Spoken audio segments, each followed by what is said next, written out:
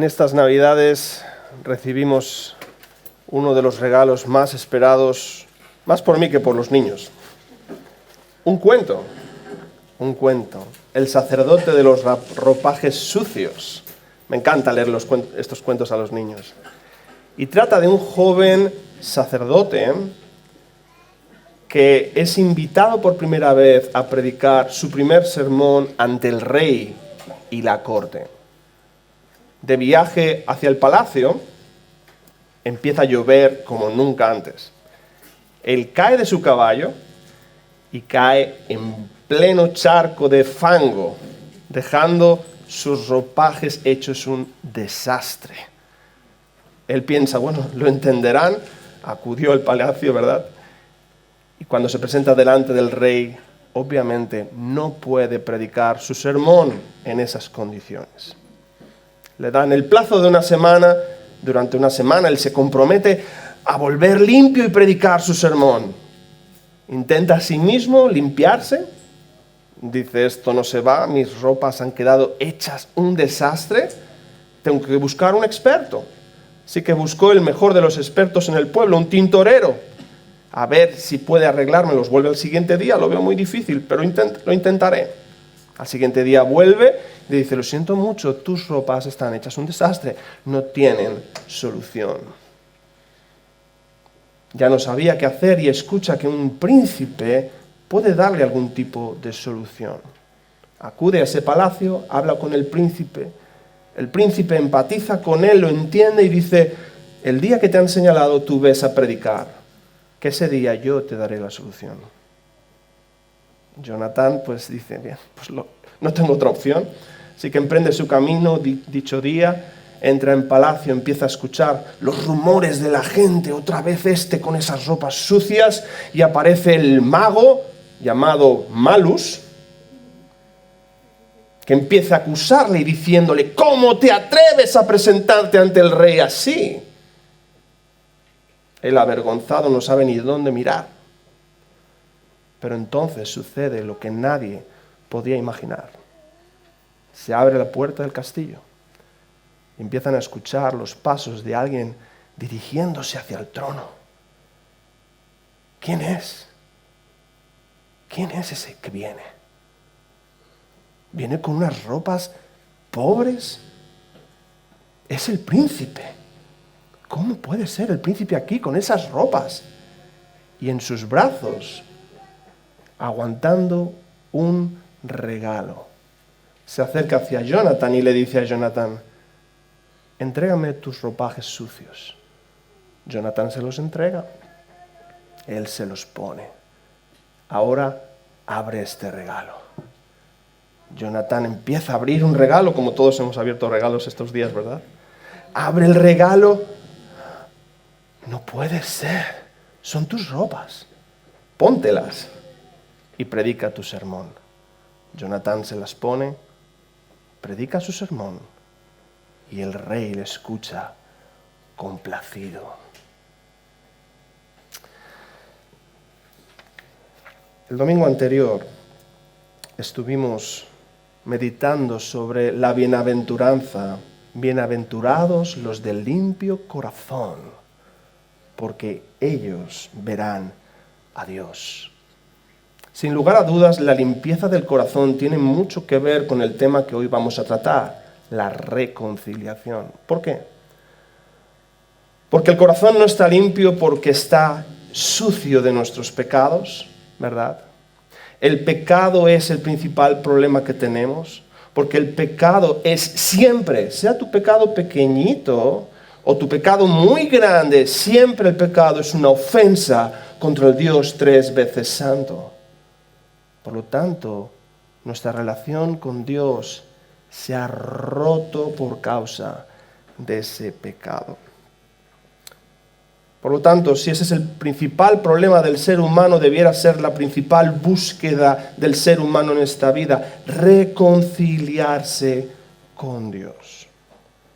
La reconciliación es una respuesta de paz al conflicto.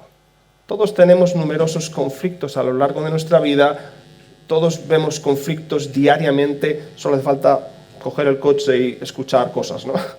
O en el trabajo, en la familia, con los niños. Todo el día es un asunto de conflictos. Los conflictos se pueden resolver de varias maneras. O escapando de ellos, o atacando, o dando una respuesta pacífica al conflicto, y de eso trataremos en esta mañana. Una respuesta que busque no simplemente que la guerra acabe, por favor, que la guerra acabe.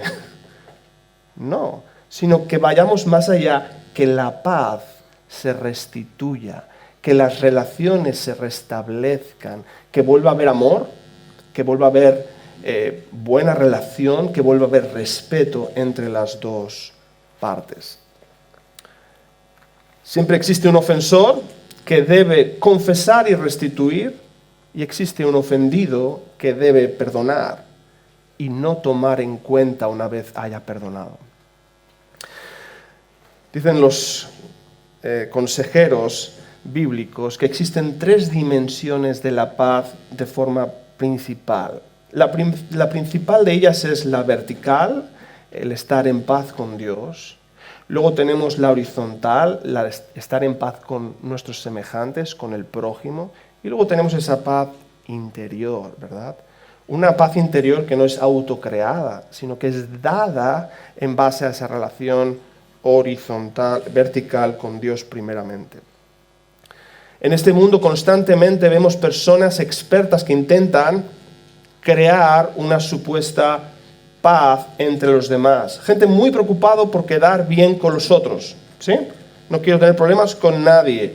Mediaciones, arbitrajes, juicios, sentencias, pero todo este tipo de aparente paz cierra asuntos legalmente, pero muchas veces, la mayoría de veces, deja heridas abiertas y sangrando.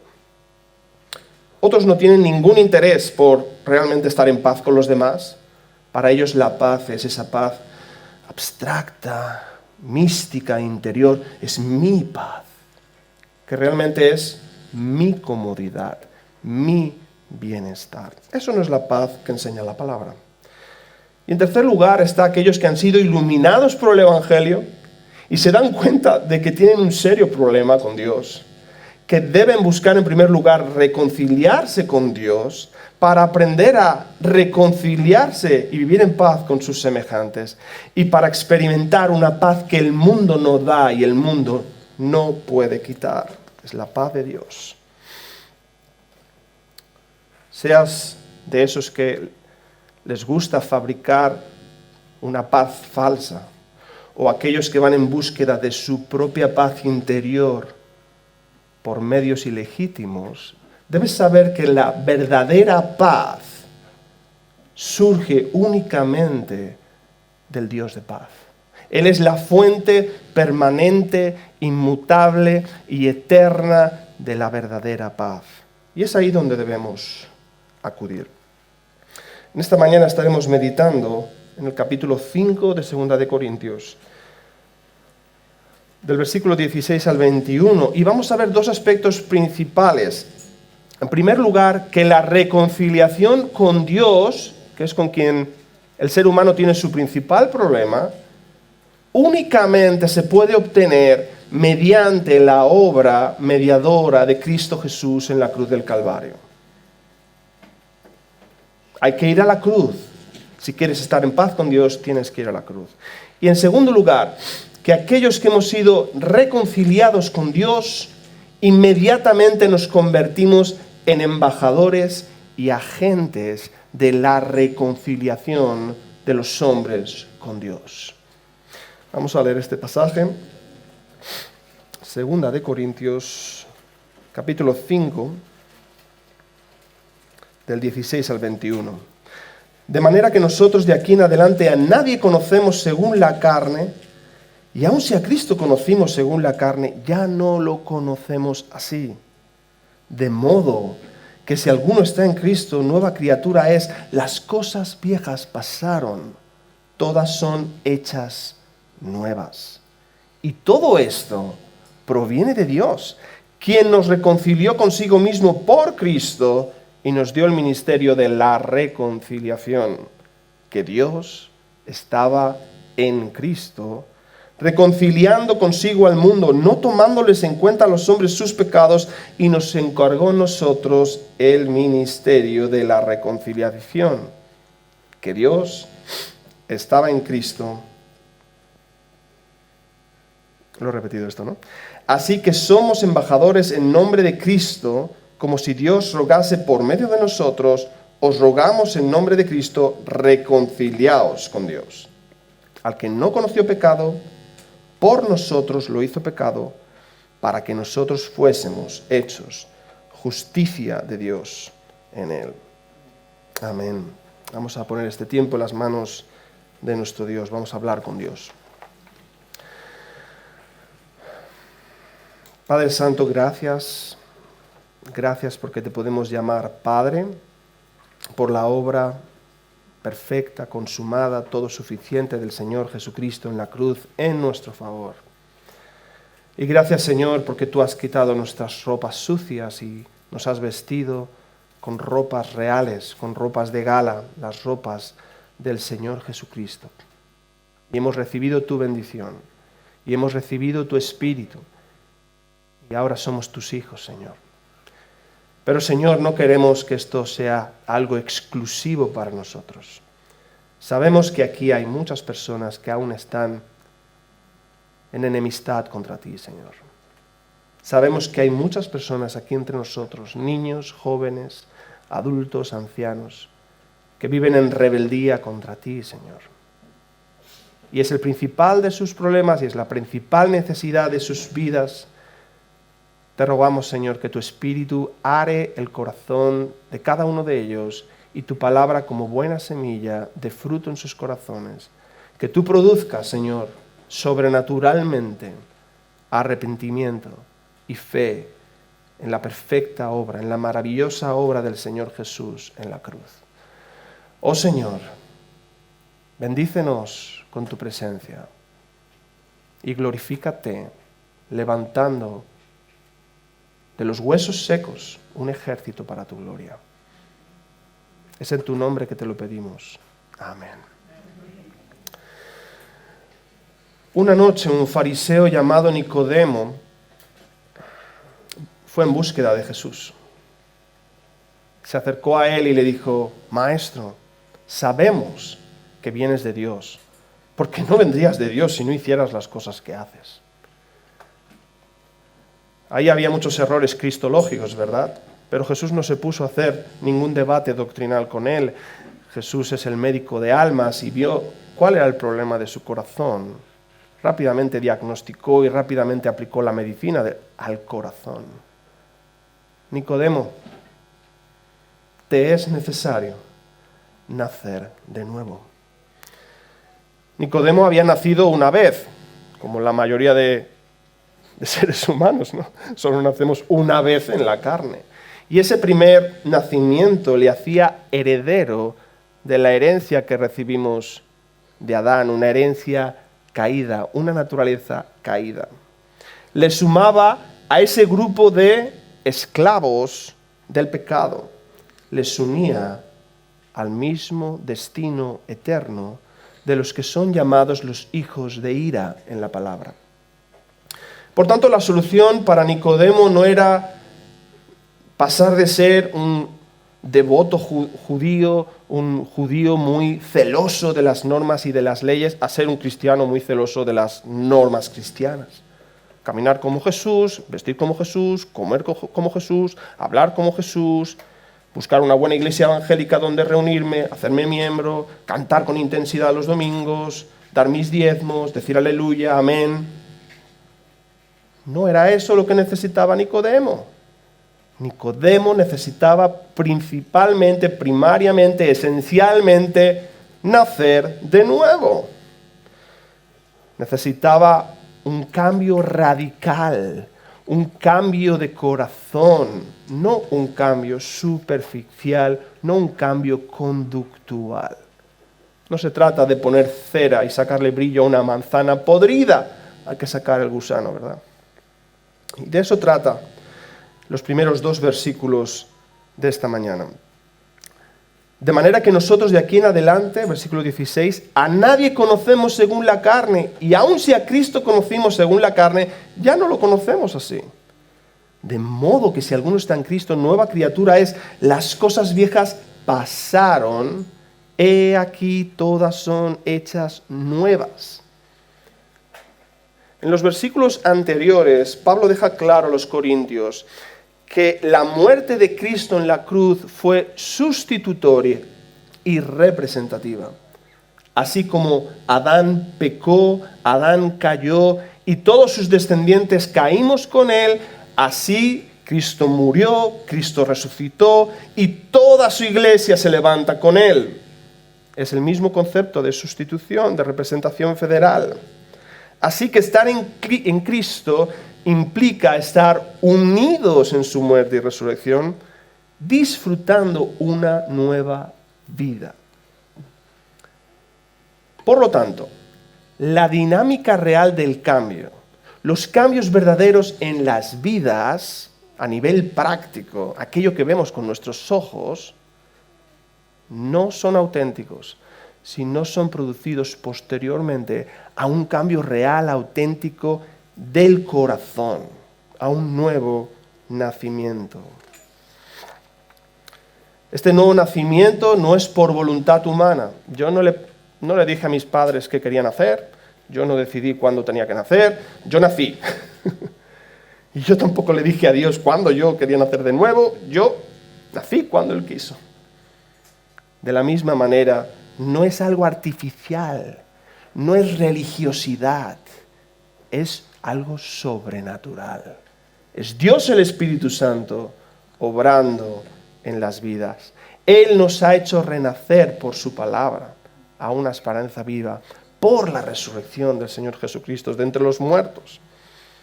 Ahora algunos se preguntarán, bueno, ¿y qué significa eso de nuevo? ¿Qué significa nuevo? Bueno, sabemos lo que significa nuevo en nuestra cultura, ¿verdad? Sabemos lo que significa nuevo. Yo trabajo en el comercio y siempre estamos con novedades. Y vendemos novedades por aquí, novedades por allá, para que lo antiguo, lo que está un poco defectuoso, lo tires y te compres lo nuevo, con más prestaciones, etcétera, etcétera. No, en la Biblia lo nuevo no es eso. En la Biblia lo nuevo es aquello que ha sido caído y que Dios lo ha redimido. Eso es nuevo en la Escritura. Qué importante es sentarte con tus hijos, intentar arreglar un juguete. Qué importante es si se escapa una manguera de estas de la lavadora, como nos pasó a nosotros, ir a comprar una y ponerla con tus hijos. Clavar un taco con tus hijos. Tenemos que ir contra cultura en esta cultura de usar y tirar, donde nosotros mismos también un día llegaremos a ser inservibles y nos querrán tirar. ¿Verdad? ¿Y qué es viejo? Todo lo que envolvía la antigua vida, Pablo lo llama las cosas viejas. Pablo recuerda en la anterior carta, en la anterior epístola a los Corintios, en el capítulo 6, que todas esas cosas viejas, anteriormente eso es lo que ellos eran, pero que ahora no son eso y que deben ser lo que son. Sed lo que sois, es lo que les dice a los corintios. Las cosas viejas pasaron y eso implica que no debemos repetirlas, que no tenemos por qué repetirlas y que hemos sido apoderados por el Espíritu Santo para no repetirlas y ocuparnos en las cosas nuevas de una vida nueva. Os acordaréis, ¿verdad?, de la mujer adúltera. El Señor Jesús, después de escribir en el suelo y decirle a todos que cada uno tire su primera piedra si está libre de pecado, todos se fueron, empezando desde los viejos, desde los ancianos. Se queda ella y le dice, ve y no peques más. Ve, empiezas una nueva vida, eres perdonada, no peques más. Dedícate a lo bueno, da evidencias de tu reconciliación con Dios. También recordaréis a Zaqueo. ¿Cuáles eran sus cosas viejas? Robar todo lo que pueda. ¿Y cuáles son sus cosas nuevas? Generosidad, hospitalidad, integridad.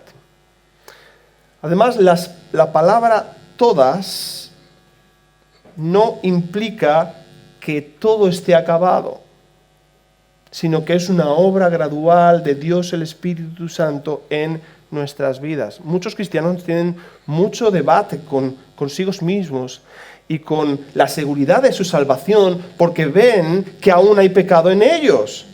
¿Y cómo pueden ser? Si he sido lavado, ¿cómo es que estoy sucio aún? Bueno, Pablo a los filipenses ya les dijo, el que comenzó en vosotros la buena obra, la perfeccionará hasta el día de Jesucristo. Esto implica que hemos sido declarados justos y que estamos siendo santificados, haciéndonos conforme a su imagen. Y esta santificación y esta transformación no es solo en una habitación de tu vida, es en toda la casa. Dios viene a ordenar toda tu vida. Él trabaja en tu mente para que entiendas cada vez más a Dios y que dejes la cosmovisión del mundo y abraces la cosmovisión bíblica. Dios trabaja en tu voluntad, alineando tu voluntad a su voluntad, dejando de querer hacer lo que tú quieres hacer para hacer lo que Dios quiere que tú hagas. Y asimismo también alinea tus afectos. Él restaura, Él redime tus afectos.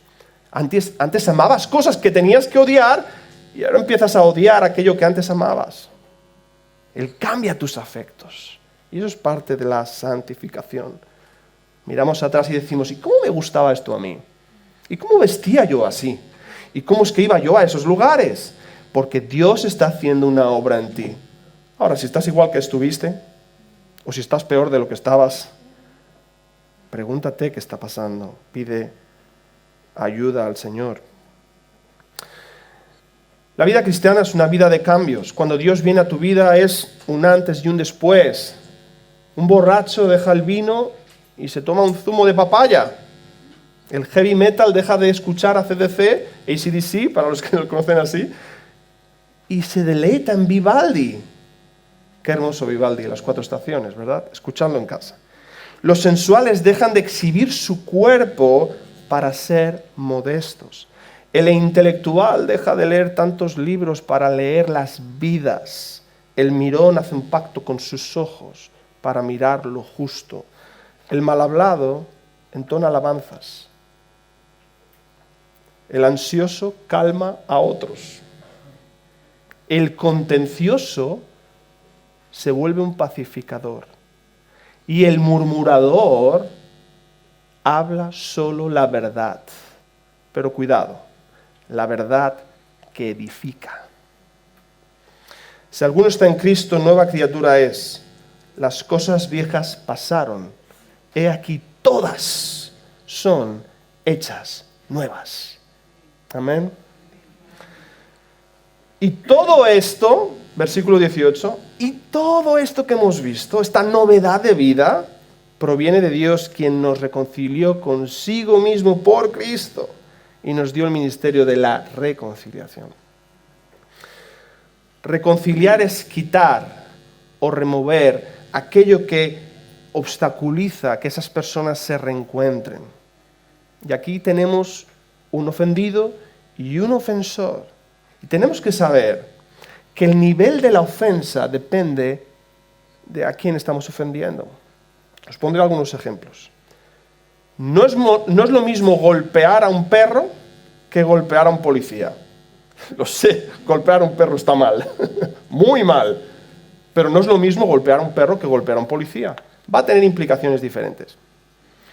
No es lo mismo quemar mi coche, que a lo mejor seguro me da más dinero de lo que vale, que quemar un coche presidencial. No es lo mismo. No es lo mismo asaltar una farmacia que asaltar el Capitolio. ¿Verdad que no es lo mismo? No es lo mismo invadir Mónaco. Si habéis estado en Mónaco, entras y sales muy rápido. No es lo mismo invadir Mónaco que invadir Francia. No es lo mismo. Y aquí reside el gran problema de la humanidad. Aquí reside el gran problema. El mundo, el ser humano, nosotros hemos ofendido a un Dios infinito. Por lo tanto, tenemos una deuda infinita que requiere un castigo infinito o un pago con un valor infinito. Dios, en su misericordia, tomó la iniciativa. O sea, el ofendido tomó la iniciativa y fue a resolver el asunto. ¿Y por qué hizo esto Dios? En primer lugar, Dios tomó la iniciativa porque nuestro Dios es un Dios de paz.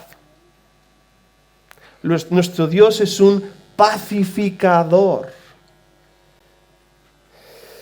En segundo lugar, Dios conoce nuestra condición de ceguera y de muerte espiritual. Él sabe que por nosotros mismos no le vamos a buscar. Él sabe que nosotros no vamos a ir.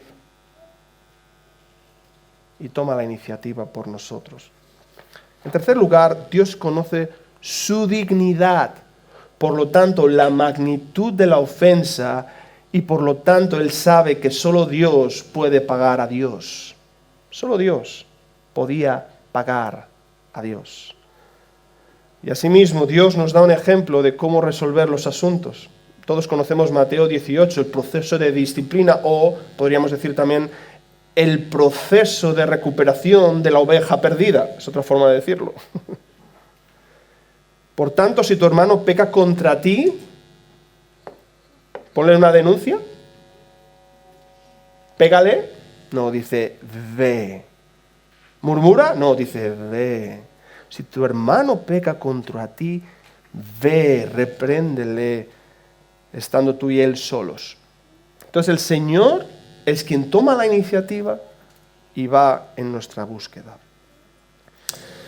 Versículo 19. Dios estaba en Cristo reconciliando consigo al mundo, no tomándoles en cuenta a los hombres sus pecados, y nos encargó a nosotros la palabra de la reconciliación. De la misma manera que en el tabernáculo el hombre se encontraba con Dios y Dios se encontraba con el hombre, de la misma manera el hombre se encontró con Dios en la cruz de Cristo. Dios se encontró con el hombre en la cruz de Cristo y se hizo posible la reconciliación. Eso no sucedió ni en la tierra ni en el cielo. Sucedió ahí entre medio del cielo y la tierra, en Cristo, clavado en una cruz, suspendido en el aire como esa serpiente de bronce que fue levantada para que aquel que mirara a Él con fe fuera sanado de esa picadura mortal de la serpiente. Dios y el hombre se encontraron en el Dios hombre. ¿Quién va a poder inventarse esto? Algo tan glorioso, el mensaje del Evangelio. No hay obra como esta, es de invención divina, sin lugar a dudas. Dios y el hombre se encontraron en el Dios hombre. ¡Wow! Suspendido en el aire por una cruz. Y es allí en la cruz donde se reivindica la santidad de Dios. Es allí en la cruz donde realmente vemos la gravedad de mis pecados. Sí. ¿Quieres saber cuán graves son tus pecados? Aún el más pequeño, aunque sea el más grande, mira la cruz y ve al Cristo inocente sufriendo por tus pecados. Es allí donde se restituye el agravio cometido, donde se paga la deuda que debíamos al Padre. Y es allí donde caemos tú y yo arrepentidos, donde hemos caído arrepentidos por nuestros pecados. Es allí donde la carga de nuestros pecados y toda nuestra culpa por nuestras maldades cae a los pies de la cruz. Y como peregrino miramos y vemos que la mochila de nuestros pecados cae y cae rodando desde el Gólgota hasta el sepulcro, donde nuestro Dios nunca más se acordará de ellos. Donde nuestro Dios no será como ese mago Malus que nos traerá a la memoria nuestros pecados, sino que los olvidará. Los recuerda sin lugar a duda, porque Dios lo conoce todos, pero los pondrá en olvido y nunca más te los echará en cara. ¿Sabes por qué? Porque está más que satisfecho con la obra de su Hijo en la cruz. Cristo llegó y dijo: ponlo todo todo a mi cuenta. Ponlo todo a mi cuenta. Y si faltare algo, yo lo pagaré. ¿Os suena algo? El buen samaritano. Como el buen samaritano, Él llegó y pagó todas nuestras deudas. Todas, no quedó ninguna. El acta de los decretos que era contra ti fue clavada en estas manos, en las manos del crucificado, en esa cruz. Como testimonio público a las naciones, como testimonio público a principados y potestades, que eso por lo que somos acusados en nuestras conciencias día y noche, Él ya pagó completamente, perfectamente, por tus pecados pasados, tus pecados del día de hoy y todos los pecados que puedas cometer en toda tu existencia. Él los pagó. Allí en la cruz, el inocente fue tenido por culpable. Y culpables, tú y yo, fuimos tenidos por inocentes.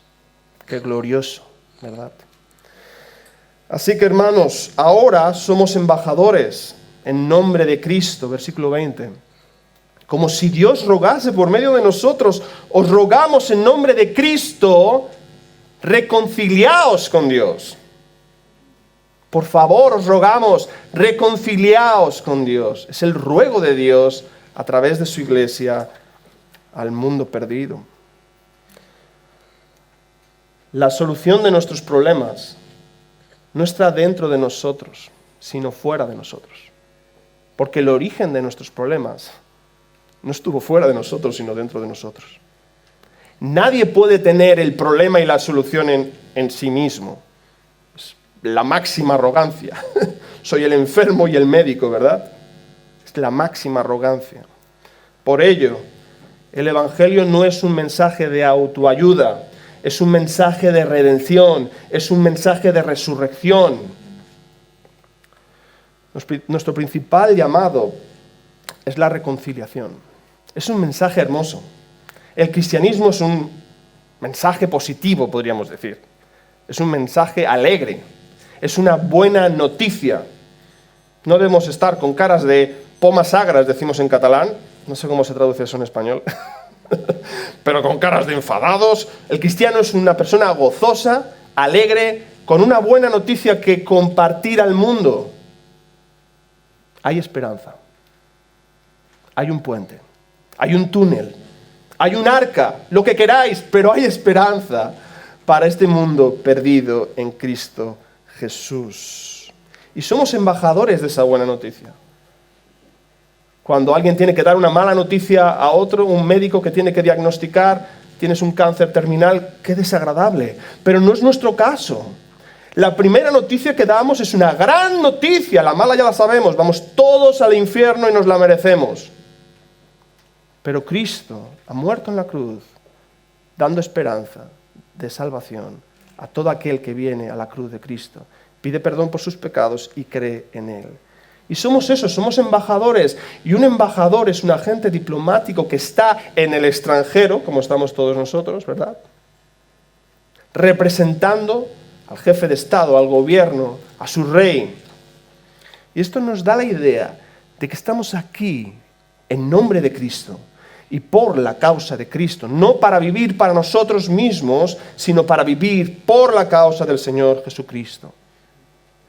¿Cómo estás representando a tu Señor?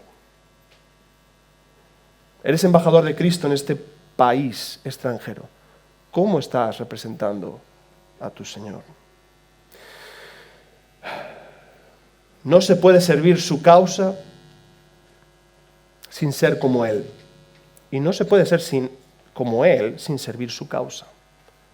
El llamado al ministerio de reconciliación al que hemos sido encomendados tiene esas dos vertientes, la misión y el carácter del Señor Jesucristo. No me puedo ir de misionero por el mundo cortando cabezas. Tampoco puedo ser ahí la Madre Teresa de Calcuta, por decir algo, y no presentar la verdad del Evangelio. Carácter y misión. Debemos representar a nuestro Señor. Y nuestro Señor era un Señor tierno, con todo su poder. Allí en la cruz dijo: Padre, perdónalos porque no saben lo que hacen. Y nosotros ante la mínima ofensa nuestro orgullo se pone en evidencia. Debemos representar a nuestro Señor Jesucristo. Somos sus embajadores, estamos en nombre de Cristo y por tanto en carácter y misión debemos reflejar lo que Él estaría haciendo en este lugar. No sabemos por qué, pero Dios se deleita profundamente en hacer grandes cosas por medio de pequeños instrumentos. Le gusta hacer las cosas mediante otras. Dios continuó el linaje redentor usando a 2 abuelitos, Abraham y Sara. Lo hizo con 2 abuelitos. Dios usó un joven esclavo para salvar a Egipto de la hambruna. Dios usó la destreza de un joven pastor que nadie daba 2 duros por él para derrotar al gigante. Dios usó un pez para salvar a Jonás de ahogarse en su rebeldía. Dios usó unos simples pescadores de Galilea. Oh, Galilea, ahí no hay nada bueno. Dios usó unos pescadores de Galilea para que fueran las columnas de la nueva humanidad, su iglesia. Dios usó un pollino para entrar en Jerusalén. Dios usó unos trozos de madera en forma de cruz como símbolo de redención eterna. Dios se glorifica de hacer grandes cosas por medio de pequeños instrumentos. Dios usa medios para glorificarse y nos quiere usar a nosotros. Quiere rogar al mundo, imaginaros, el ofendido quiere rogar al mundo a través de nosotros que el mundo diga, perdón, lo siento, me arrepiento. Fijémonos el amor de Dios. Fijémonos la compasión de Dios. Fijémonos la ternura del Señor Jesucristo, que es capaz de rogar a su ofensor que le pida perdón para dárselo. Aquel que no conoció pecado por nosotros lo hizo pecado para que nosotros fuésemos hechos justicia de Dios en él. El gran intercambio. Estamos en Tierra Santa. Nos tendríamos que quitar las sandalias. Al que no conoció pecado por nosotros lo hizo pecado para que nosotros fuésemos hechos justicia de Dios en él. Todo lo anterior que hemos hablado es posible por lo que aquí se está produciendo. El gran intercambio es producido en el Cristo crucificado debido a que, en primer lugar, el Señor Jesucristo era perfecto. Su justicia era intachable. En segundo lugar, porque vemos la transferencia de nuestros pecados hacia el Hijo. Y en tercer lugar, vemos la transferencia de su justicia en nosotros. Ayer los niños en el Splay estuvieron hablando de la Pascua.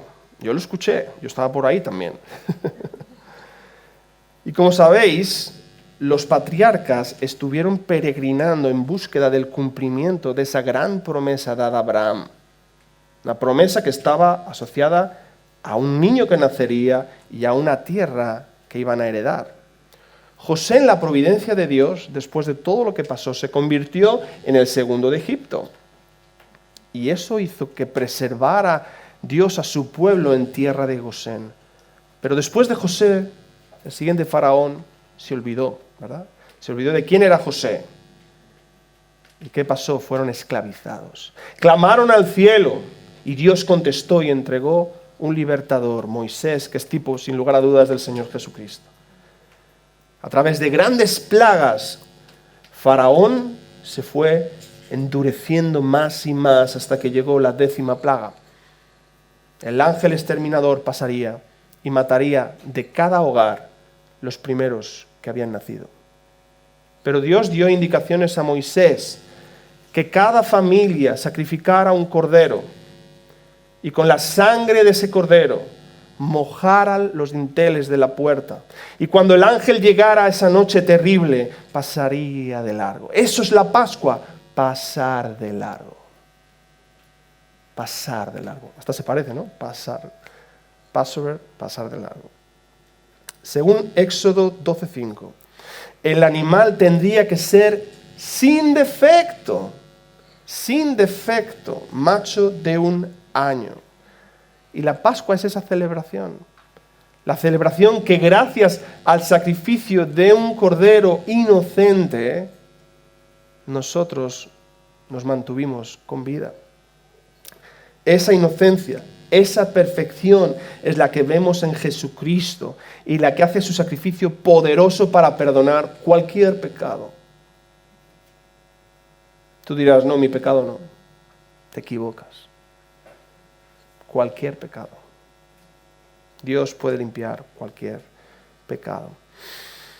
Aquel que no conoció pecado, el que era santo, santo, santo en la eternidad, seguía siendo santo, santo, santo en la temporalidad, aquí entre nosotros. Con las mismas tentaciones, con las mismas pruebas, con los mismos sufrimientos, continuó siendo sin pecado. Ese Hijo de Dios quiso ser el Hijo del Hombre para representarnos, para morir por nosotros en la cruz y vencer a la muerte y al sepulcro. Él era aquel que dijo Juan, el Cordero de Dios que quita el pecado del mundo. Sabemos que Dios ama eternamente e infinitamente a su Hijo, eso no dudamos, ¿verdad?, al respecto.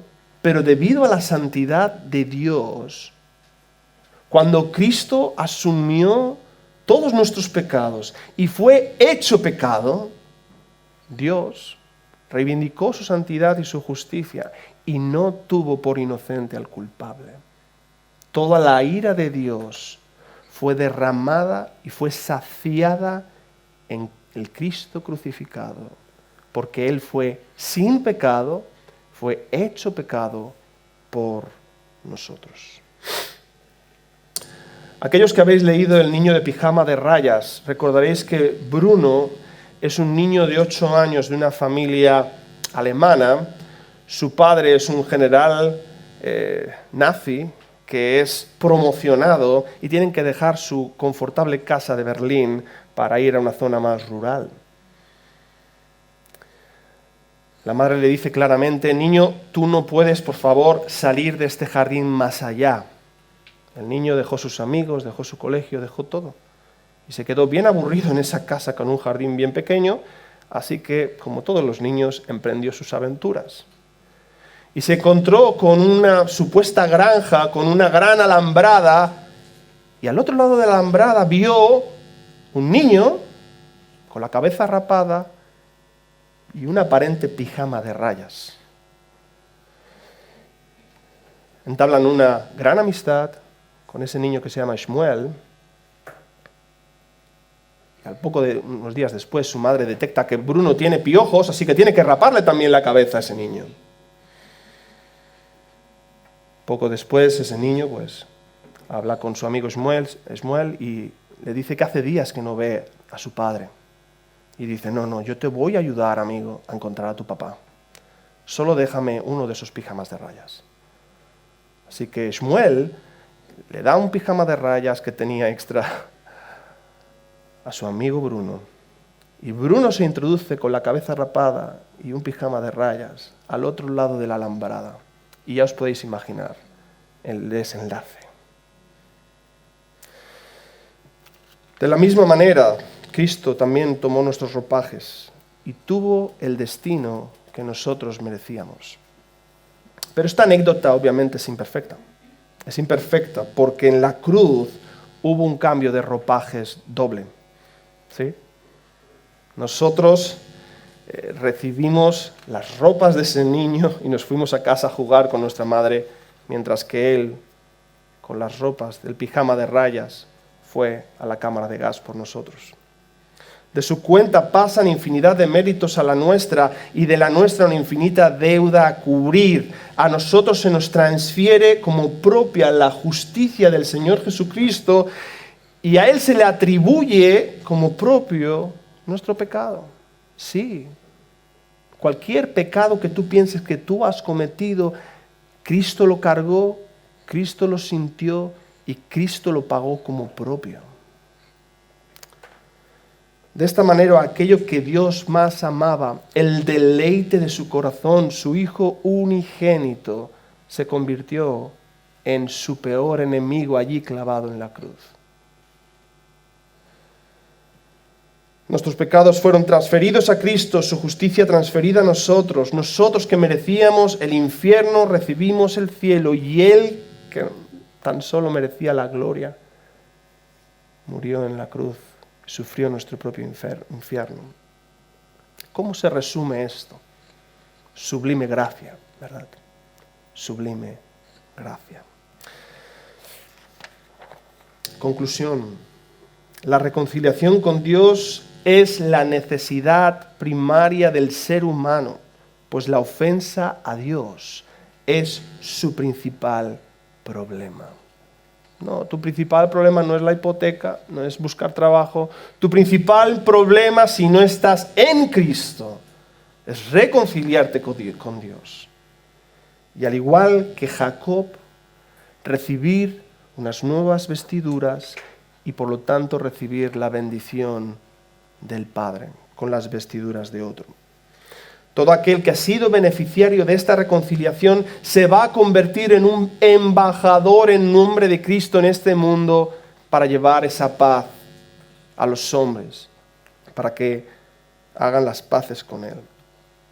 Porque Calvino dijo muy bien que esta doctrina no es solo útil para los pecados de antes de la conversión, que es una de las dudas que mucha gente tiene, sino que el Señor Jesucristo sigue mediando día y noche por cada uno de nosotros y cada día podemos acudir a Él para ser limpiados de todos nuestros malos pensamientos, nuestras malas actitudes, nuestras faltas de acción o de omisión. Cristo vive para interceder por su pueblo. Si eres nueva criatura, tu vida, tu nueva vida, se debe caracterizar por las nuevas cosas. Y la principal de ella, hermanos, es el carácter transformado. Amor, gozo, paz, paciencia, bondad, mansedumbre, templanza. Contra tales cosas no hay ley. Es el fruto del Espíritu, la novedad de vida que debemos dejar que se evidencie en nosotros.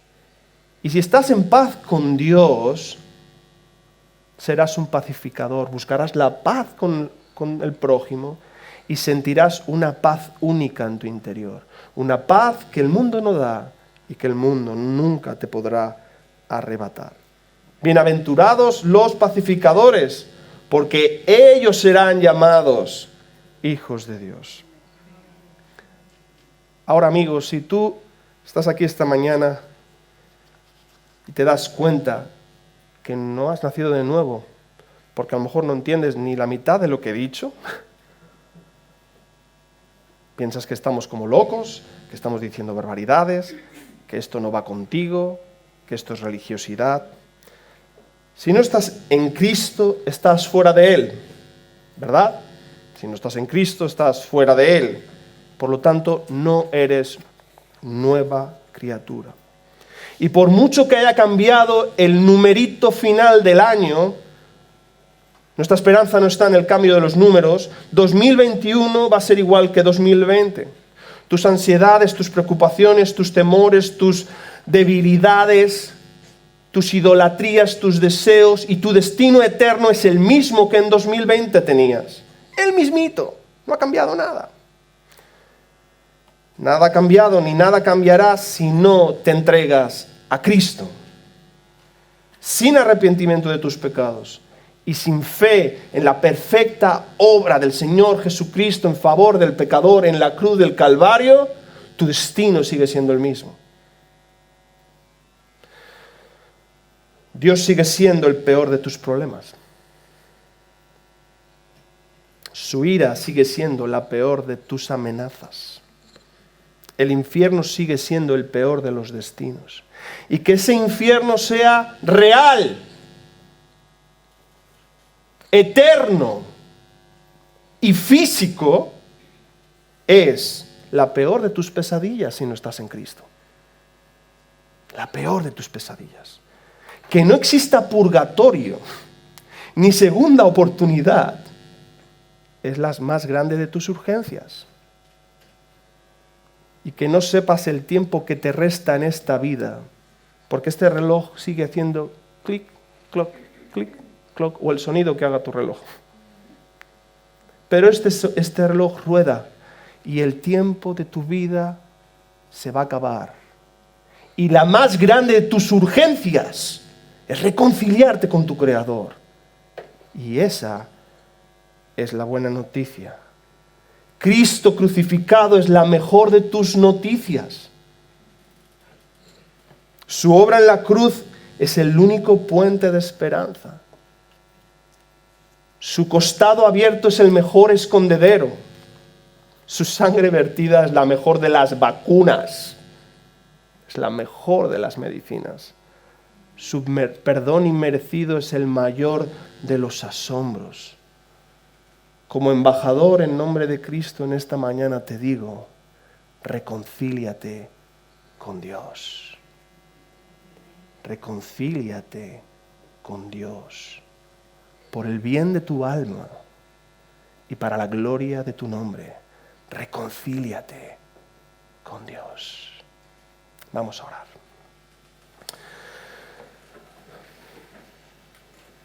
Padre eterno, muchas gracias por tu maravillosa palabra, por tu maravilloso evangelio.